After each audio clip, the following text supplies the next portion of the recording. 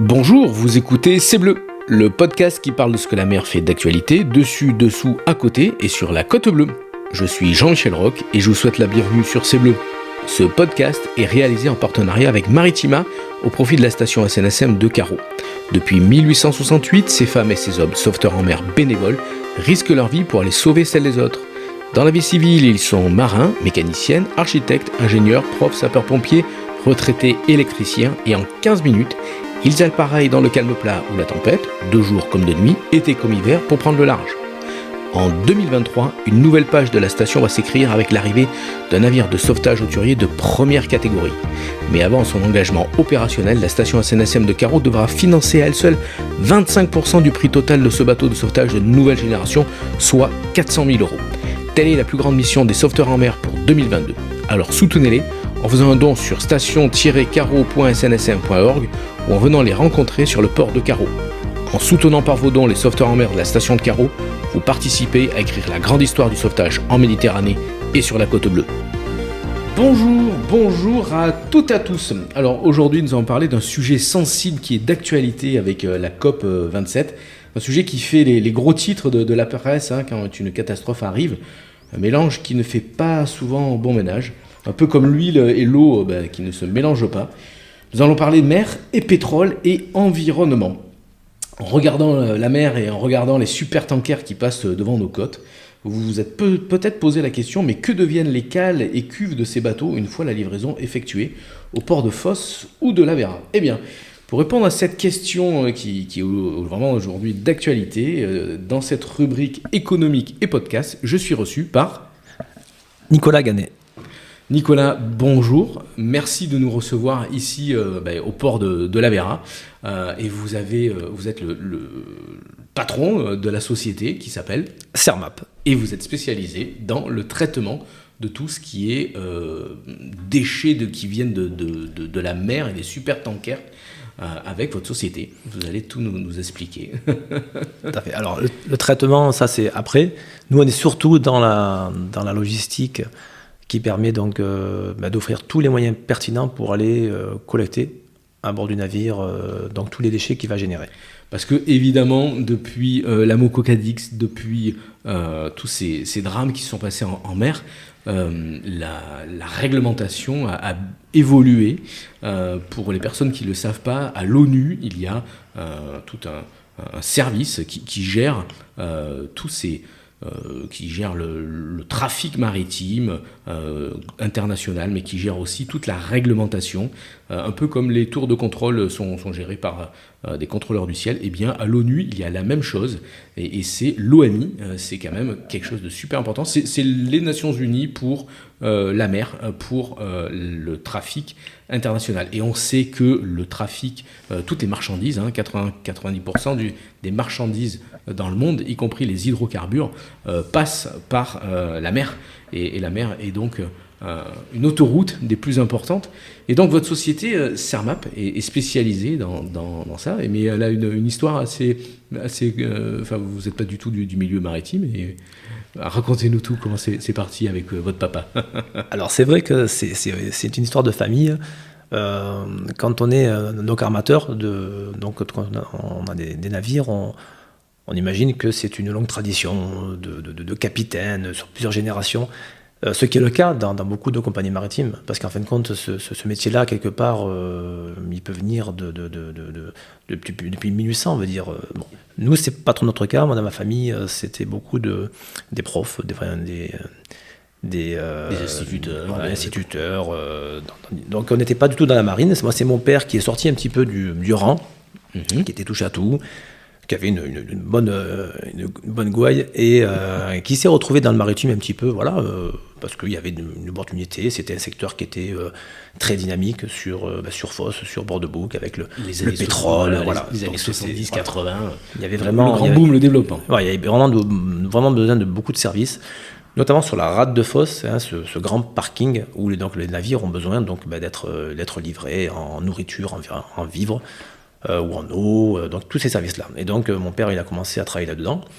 Et de fil en aiguille, après, il s'est retrouvé à travailler sur le port donc, de de l'Avera, il s'occupait de suivre donc l'inertage des navires. C'était nouveau, on s'est rendu compte que le fait d'avoir de l'oxygène et des produits inflammables dans des cubes, ça pouvait générer... Ça fait pas bon ménage. Voilà, ça peut s'enflammer, ça peut exploser. Et donc l'inertage a commencé progressivement à se développer, donc à remplacer donc, l'oxygène par de l'azote. Et donc mon père est passé des nuits pour surveiller à bord de navires. Et donc il discutait avec les commandants, commandants ukrainiens, des commandants philippins. Et de fil en aiguille, à force de discussion, autour du café, à 2h du matin, à 3h du matin... Il a compris qu'il y avait un business plan. Il parlait, dis-moi, jeune, toi qui es un peu dynamique, tu devrais t'intéresser quand même à tous ces déchets qu'on a à bord et puis que malheureusement, ça finit à la mer. À l'époque, ça finissait à la mer, mais on va voir avec ce podcast que maintenant, tout évolue, la législation a beaucoup augmenté.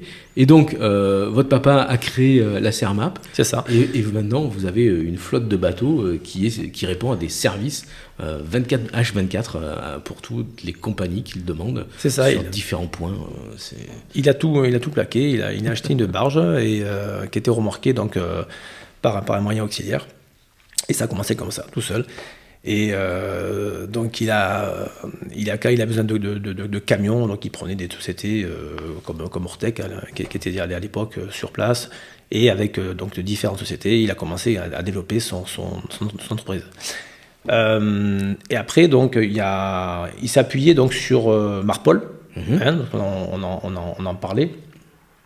Marpol, donc créé par l'OMI, ça a été adopté donc en 73, en 78, suite aux différentes pollutions que vous avez évoquées tout à l'heure. Et le but, ça a été, il faut légiférer parce que ces navires-là, ce sont des villes. Ces navires-là donc génèrent énormément et quantité de déchets différents, des déchets liquides, dangereux, non dangereux, des déchets solides. Et il fallait donc trouver une solution pour imposer quand même aux gens de traiter leurs déchets. Voilà, il faut comprendre, pour les gens qui n'ont pas l'habitude ou qui ne sont jamais montés sur un cargo ou un bateau militaire, la marine, c'est vraiment une communauté qui vit pendant des mois et des mois en totale autonomie. Et en plus, quand vous transportez soit du fret, soit des hydrocarbures, il y a la cause pour laquelle vous travaillez, tout ça fait des déchets. Et donc à l'époque, malheureusement, tout passait à la mer. Mais maintenant, tout est recyclé. Comme chez vous, vous avez le petit conteneur devant votre porte et vous mettez les papiers dans la poubelle jaune et les déchets dans la poubelle marron ou noire, ça dépend laquelle. Mais vous avez chez vous. Mais là, c'est exactement la même chose pour un bateau et même jusqu'au bateau de course. On le verra avec l'actualité de la Route du Rhum qui vient de partir là. C'est exactement la même chose. Et donc votre papa, a lancé cette société pour collecter tous ces déchets et pour répondre à la demande des sociétés, des compagnies. Voilà, parce qu'il faut bien comprendre qu'il faut offrir différents moyens de collecte pour, quelque part, simplifier la vie de tout le monde. Un navire comme un gazier, par exemple, c'est très compliqué d'approcher avec un camion. Alors, on pourrait très bien récupérer ces déchets par camion, parce que quand on fait une collecte, il faut comprendre, en règle générale, on va récupérer entre 10 mètres cubes, donc 10 000 litres, jusqu'à 25, et jusqu'à, le record qu'on a fait, c'était 2400 mètres cubes sur un navire. Ouais, bon là, c'était encore autre chose. Et donc les petites quantités, par camion, ça peut le faire, mais c'est l'accès à ces navires, il est juste impossible. Donc l'usage d'un navire, aujourd'hui, il est obligatoire. Sinon, quelque part, le port serait même en faute parce qu'il ne pourrait pas offrir de moyens efficaces pour assurer ce job. En toute sécurité, on le rappelle. Et un port de commerce, c'est pas un port de plaisance. Vous savez, pour les personnes qui pratiquent la plaisance, il y a des règles portuaires. Et alors, dans un port de commerce, c'est encore plus compliqué avec des tas d'autorisations, de qualifications, de certifications. Et tout ça, vous êtes habilité, vous avez toute la panoplie. Tout à fait. Aussi bien quand on rentre avec un véhicule terrestre, on a tout un système pareil qui est agréé, qu'on appelle le GUS, qui comprend beaucoup d'équipements de sécurité. Après, l'avantage de venir par la mer, c'est quelque part, on est plus permissif. C'est-à-dire qu'on a plus de facilité à faire des opérations par la mer que par la terre. Et en plus, la solidarité entre marins fait que les opérations sont quand même plus fluides que quand c'est entre un marin et un terrestre. Donc c'est vrai que là, il y a quand même l'entraide ça facilite, ça va plus vite. Alors, pour vous donner une image, hein, il y a un grand bateau, on va prendre un tanker, et puis vous venez à couple, et vous mettez donc des pare-battes, hein, enfin alors, là en l'occurrence c'est des gros pare-battages pour protéger la coque, et ensuite vous passez les tuyaux de l'un à l'autre pour vidanger, tout simplement. Alors, si on reprend rapidement le schéma, le navire, quand il arrive, quand il est annoncé, typiquement, on prend un pétrolier, voilà, qui doit venir vider la fosse. Bon, 24 heures avant son arrivée, il doit renseigner donc tout un système de documents où il va déclarer tous les déchets qu'il a à bord. Et il doit énumérer chaque catégorie, en termes de déchets liquides, combien vous avez d'huile usée, combien vous avez d'eau, combien vous avez de produits noirs, combien vous avez donc de plastique, de carton, etc. Donc tout est bien précisément envoyé. Et par rapport à ça, il y a un système de seuil qui fait qu'il va devoir décharger volontairement ou être obligé de décharger, ou alors non, mais c'est bon, il a pas beaucoup de déchets, donc il peut attendre le prochain port. Ça, c'est typique. Et là, il fait sa demande. L'agent maritime qui représente le navire va nous contacter en disant voilà, on a telle opération, tel navire, il rentre à telle heure, donc on appelle ça son ETA, l'heure d'arrivée à quai, et on va essayer de voir quelle est la meilleure moyenne de procéder. Alors là, il y a pléthore de solutions. Le navire, il arrive, finalement, il rentre pas à quai, il va sur rade. Donc, on peut le faire sur rade. C'est facile. À part que sur rade, on a quand même la contrainte de la météo. Qui est très importante. Voilà. Nous, à SNSM, on connaît bien ce phénomène. Donc, il y a cette... Et après, également, le navire, il va générer des déchets durant son escale, donc il souhaite le faire à la fin. Par exemple. Voilà, donc il va se mettre à quai, et suivant la cargaison qu'il a, on pourra le faire durant ses opérations commerciales. Quand on parle d'opérations commerciales, c'est le navire, il va rentrer à quai, on va venir, il va être branché sur les bras, il va commencer à décharger son pétrole, et là on va être autorisé, nous, à intervenir côté mer, pour faire l'opération. Ça, c'est le premier point. Après, quand on a un navire qui fait des produits dangereux comme un gazier, là, durant ces opérations commerciales de déchargement, ou de chargement, on peut aussi charger du gaz à fosse, là, ce sera complètement impossible. Donc, on va devoir attendre que le navire il ait fini ses opérations, que les bras soient inertés, qu'il n'y ait plus de danger, et là, à ce moment-là, on pourra approcher pour faire ces opérations. Et là, bien sûr, ça va être c'est à minuit, c'est à 1h du matin, c'est H24, c'est 365, c'est tout le temps. Vous êtes un peu comme les concierges dans un grand hôtel de luxe qui doivent répondre à la demande du client le mieux possible, hein, c'est un peu ça. Oui, alors des fois, c'est... Oui, je suis d'accord, ça ne plaira pas forcément à mes capitaines, parce que c'est vrai que des fois, c'est quand on a des préavis très très courts, et que justement ils sont en train de faire un peu de peinture, un peu d'entretien, et qu'allez, il faut partir à faire un bateau. Bon, c'est le jeu, mais c'est vrai qu'il y a... Est-ce que vous appariez en 15 minutes comme nous, la SNSM? On peut être rapide. Ah, si jette les pinceaux, oui, après ça, ils partent rapidement. Non, on est extrêmement flexible, veut dire... on n'aura pas d'opération maintenant. On a cette contrainte météo quand il y a un gros sud-est qui se met en place. Après, on a toujours, quand on peut venir par camion. Après, si vraiment la météo elle est vraiment, si elle est vraiment trop forte quelque part, le navire il pourra pas partir non plus. Donc on aura le temps de faire les opérations. On prend l'exemple d'un gros gazier qui va être à Fos-Cavao. S'il y a vraiment trop de vent ou trop de sud, ils vont devoir attendre que ça se calme. Dans quelque part, ça peut nous laisser une fenêtre, nous aussi, pour intervenir. Après, si c'est vraiment trop compliqué, le navire partira sans faire ses déchets, à condition qu'il ne soit pas au-dessus d'un certain seuil. Où là, c'est carrément la capitainerie qui mettra une mise en demeure pour l'obliger à décharger et pour pas qu'il parte avec... Alors, par exemple, s'il reste dans l'Union européenne, s'il va toucher un port de l'Union européenne, il peut partir avec 50% maximum de la capacité allouée à ses déchets. Et s'il part en dehors donc de l'Europe, c'est réduit à 35%. Donc il faut qu'il ait maximum 35%. Si ça dépasse, il faut qu'il décharge. Parce que, donc vous venez de le dire, il y a des directives européennes, on parlait du plan des lois Marpol, mais les directives européennes sont contraignantes, hein, c'est de plus en plus obligatoire. Oui.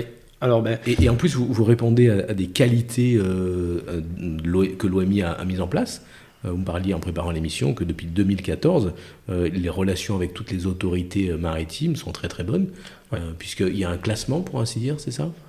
C'est pas qu'un classement, mais sur le site de l'OMI, on peut avoir donc toutes les remarques des commandants qui peuvent se plaindre quelque part s'ils trouvent que c'est abusif en termes de prix, si c'est pas adapté en termes de service, ou alors s'il n'y a pas de service tout court. Donc ils peuvent quelque part, bon, je sais pas si c'est dénoncé, mais mettre ça en évidence. Et l'OMI est au courant qu'il y a un défaut dans un port. Et nous, la dernière surface, la dernière anomalie qui est remontée, c'était en 2014. Donc bon, c'est plutôt bien. C'est plutôt bien. Parce que même nous, Covid ou pas Covid, vous avez continué à travailler. On a assuré. Ouais. Je me souviens encore quand il y avait le discours du président sur le premier confinement. Il y a tous les gars qui appelaient. Bon alors, qu'est-ce qu'on fait ? Écoutez, il a bien dit, hein, tout ce qui est déchets, tout ce qui est urgence, etc. Tout veut dire il faut continuer. Donc on continue. Et on a tous continué. On ne s'est plus posé de questions. On est parti. Hein. Alors votre société a une flotte de 5 bateaux et vous possédez le Shanna Deslop, qui est le seul navire en France double coque à pouvoir récupérer. Allez-y, dites-nous, expliquez-nous. Voilà. Oui, donc le Shanna Deslop, il a été construit en Turquie donc en 2010. On l'a mis à l'eau le 2 février 2011. Et en effet, c'est le seul navire donc, qui est dédié à faire du déchet maritime. C'est un magnifique navire qui très économique. Donc qui a une disponibilité qui est vraiment excellente, qui fait donc 500 mètres cubes de capacité, qui peut réchauffer la cargaison qu'on récupère si c'est un produit qui est trop épais, afin de faciliter son déchargement. Voilà, donc double coque pour justement, ça permet. C'est obligatoire maintenant. C'est obligatoire, et ça nous a été aussi imposé pour faire des opérations sur rade, parce que voilà, si jamais on vient se faire percuter, si le navire qui dépollue, il commence à polluer, ça va faire des ordres, et on entendra parler pendant très très longtemps. Parce qu'il faut imaginer qu'un bateau, un tanker, bon, si c'est les huiles de friture du cuisinier, tout le monde voit à peu près comment récupérer les huiles. Mais si c'est des huiles de fond de cale, c'est bien plus compliqué. Il y a un process, puisque le mazout doit être chauffé à bord, ça fait des bactéries. Les plaisanciers, que nous récupérons au début de saison, ont souvent des problèmes avec le carburant qui est resté dans leur tank. C'est exactement le même problème, mais sauf que c'est un super tanker et que le problème est multiplié par 10 ou par 100, mais c'est exactement la même chose. Expliquez-nous comment on récupère toutes ces parce que là on peut pas démonter le réservoir et faire la vidange chez soi, là c'est pas la même chose. Oui, c'est même par 1000 qu'il faut multiplier. Voilà. C'est vrai que quand on se rend dans un port donc de plaisance, ça veut dire bien souvent on voit le plan d'eau qui est irisé. C'est lié donc à un échappement humide mais qui est gras. C'est lié à des gens, voilà, ils ont de l'eau dans la cale, il y a un peu de gâteau, alors c'est pas grave, on envoie ça à la baille tranquillement, mais voilà, quelques litres par-ci par-là, ça vous pollue un plan d'eau. Bon, alors c'est du gasoil, ça visuellement ça se voit, mais après ça s'enlève. C'est sûr qu'un supertanker qui lui fonctionne au fioul lourd, oui, c'est pas la même chose. Voilà, quand il vidange un fond de cale à la mer, là par contre on a du noir et qui se voit, qui dure et qui après il finit sur les côtes avec les phénomènes de boulettes et tout ce qui s'ensuit. Donc non, il faut vraiment dissocier. Donc un navire, lui, tous les navires depuis très très longtemps fonctionnent avec du fioul lourd. Ce fioul lourd, il va se gorger, il va être stocké, donc il peut avoir plusieurs milliers de tonnes à bord. Pour vous donner un ordre d'idée, quand on parle de consommation, quand il y avait les porte-containers de 330 mètres de type de CMA par exemple, qui étaient prévus pour marcher à 25 nœuds, ça consommait 300 tonnes par jour sur 24 heures. Quand ils ont réduit à 15 nœuds, ils sont passés de 300 tonnes à 50 tonnes. Ils ont divisé par 6 la consommation. Bon. Alors qu'on a divisé de 25 à 15 nœuds. Mais bon, 300 tonnes par jour sur des trades qui font plusieurs dizaines de jours, vous imaginez les quantités de fuel qui sont consommées. C'est pas la même chose que quand on passe au carburant chez nous pour notre voiture. Et donc ces milliers de tonnes qui sont stockées donc, dans des cuves, avec les différences de température, donc il va y avoir de la condensation, il y a de l'eau qui va rentrer dans le fuel. Le fuel, c'est un fuel lourd, c'est quand même le fond du baril là, de pétrole. Il va avoir tendance à sédimenter. Et donc ce fuel, il est tout le temps traité, centrifugé pour être donc brûlé dans les moteurs. Et donc il va générer ce qu'on appelle des sludges, qui sont des boues en anglais. Ces boues qui vont être stockées d'un côté et qui vont donc décharger à terre.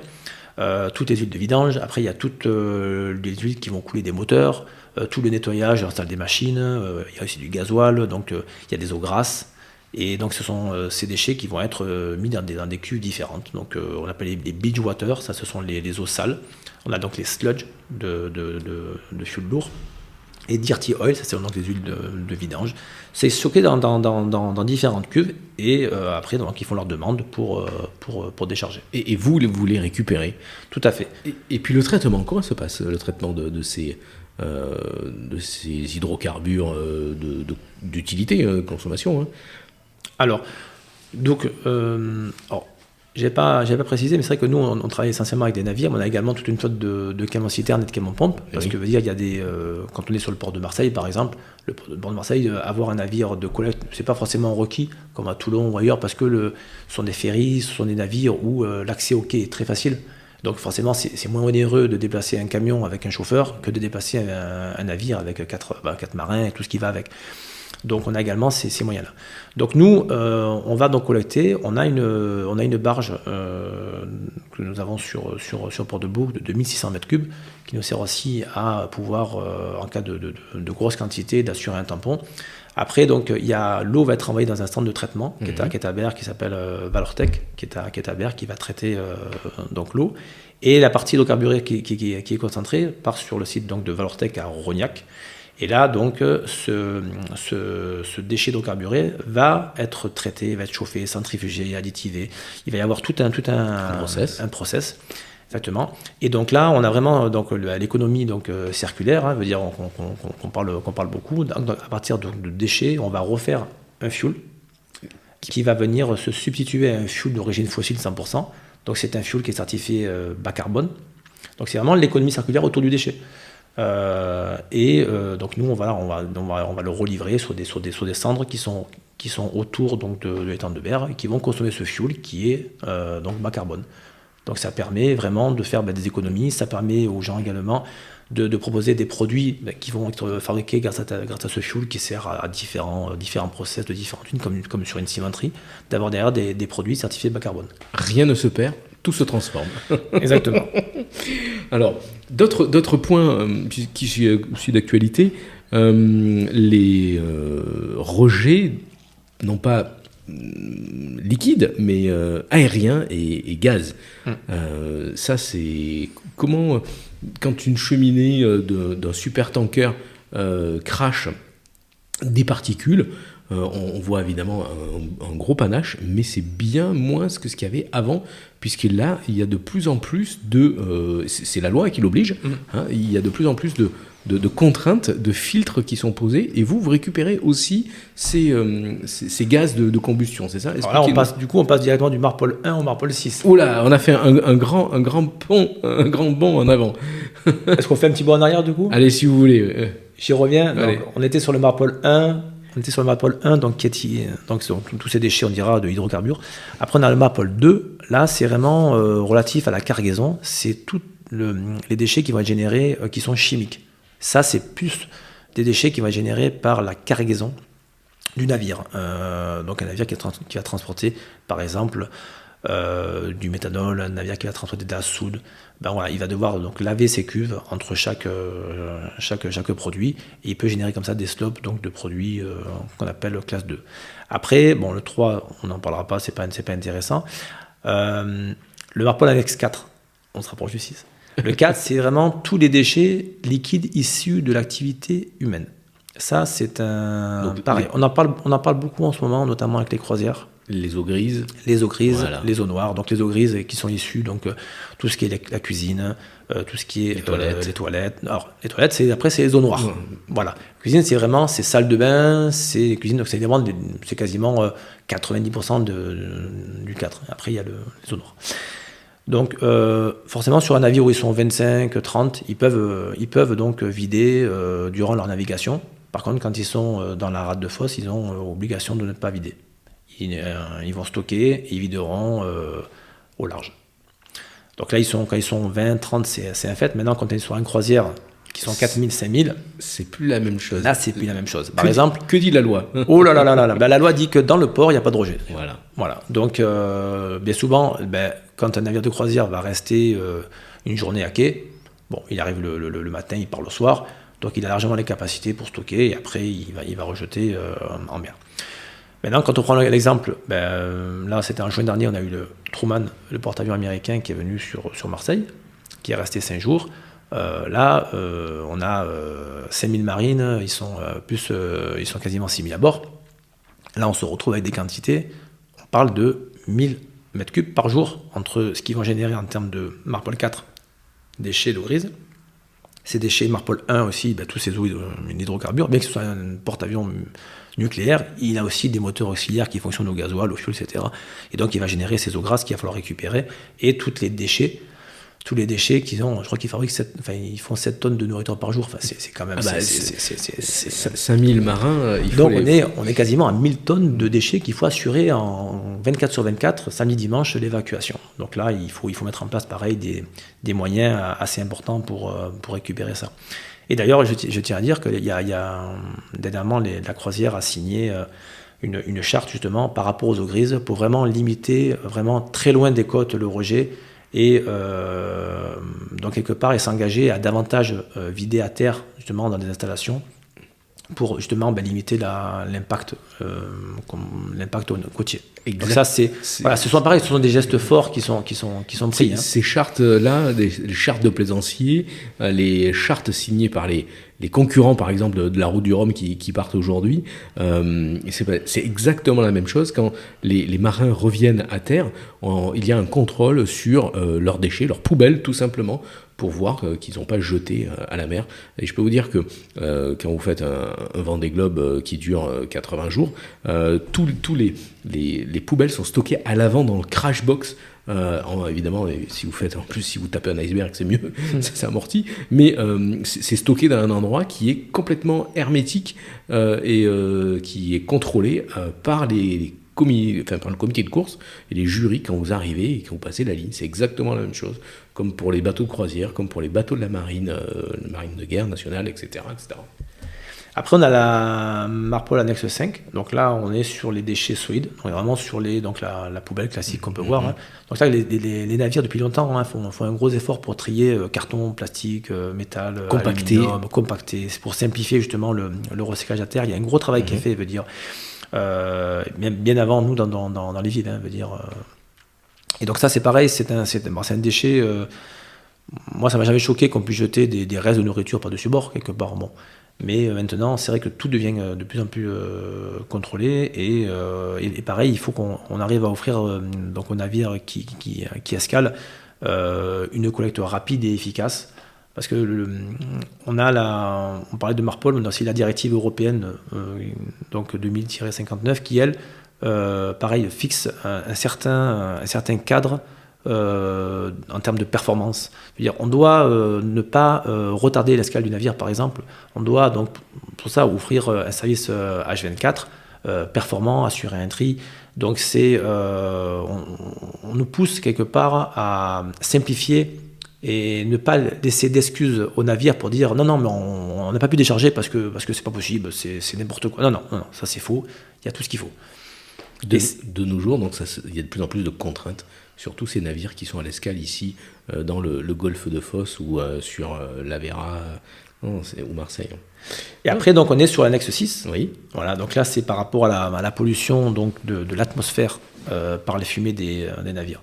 Donc c'est vrai qu'il y a là on a eu l'IMO 2020 ou l'IMO 2020. Donc avant, on pouvait donc brûler donc du fioul lourd qui était en faible teneur en soufre quand on était dans le port. Et par contre, quand on était au large, là on pouvait brûler du fioul jusqu'à 3,5% de soufre. Donc l'IMO 2020 donc est arrivé en mise en application au 1er janvier 2020, a limité le fioul à 0,5%. Donc pour tout le monde, sauf, forcément, des navires se sont équipés de filtres, de filtres qu'on appelle des scrubbers, qui permet, lui, par contre, pour le coup, de brûler un fioul avec 3 ou 4% de soufre, mais il va traiter donc les gaz d'échappement.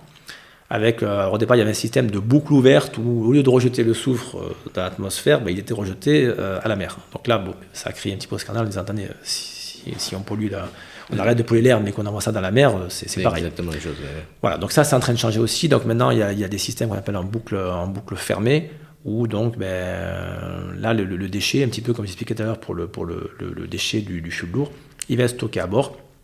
Et pareil, quand il va arriver dans un port, on doit lui proposer des solutions pour récupérer il va être ce déchet. Retraité et réutilisé. Alors là, pour le coup, non. Non, pas clairement, non. Là, il n'y a pas de. Aujourd'hui, valoriser du déchet de scrubber, c'est de l'eau, oui, il y a de l'eau qui est soufrée, etc. Il n'y a pas de solution technique qui a été proposée. proposée. On n'a pas trouvé encore de voie de valorisation. Après, c'est pas des gros volumes, mais ça va être traité dans des filières qui sont agréées, et donc ce sera ça de moins qui sera donc rejeté ou dans l'air ou dans l'eau. Mais ça répond. Après, donc, il y a des navires qui sont passés donc, au GNL. Donc là, on a vu des navires de croisière. Il y a beaucoup de navires de croisière qui viennent sur Marseille maintenant qui sont au gaz naturel liquéfié. Donc là, pour le coup, en termes de rejet, on est mieux. Il y a des navires qui commencent à arriver, qui vont être propulsés au méthanol.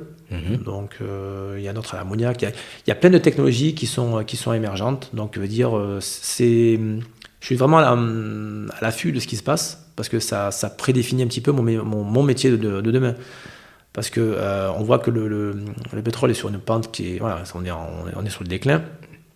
Mais comme on l'a vu avec les voitures, on est passé le virage sur l'essence, sur l'électrique, c'est très rapide. Exactement. Bon, les bateaux, on est quand même sur des cycles beaucoup plus longs. On veut dire un bateau, c'est 20 ans, c'est 30 ans.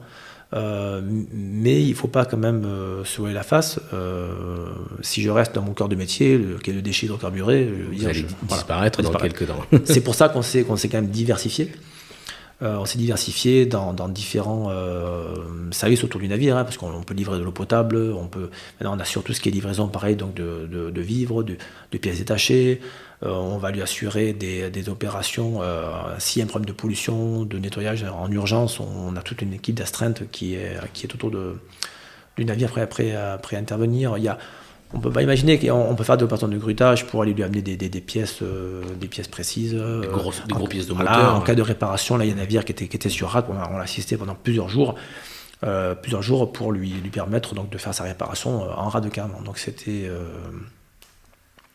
vraiment intéressant, parce que c'est souvent des nouveaux challenges, mais ça préfigure ce que sera demain. Le métier, oui, ouais. Demain.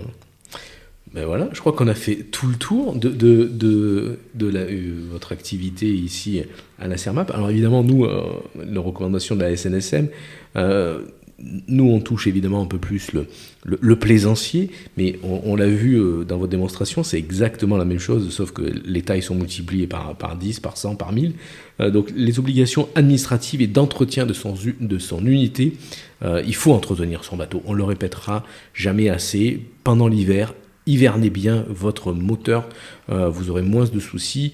Quand le printemps va revenir, toutes les bactéries, tout ce que vous avez entendu là, c'est exactement la même chose pour les petits bateaux de plaisance, et je pense notamment aux motoryachts. On a parlé de la gestion des déchets. On trouve toujours encore des plaisanciers malheureusement qui jettent par-dessus bord des choses.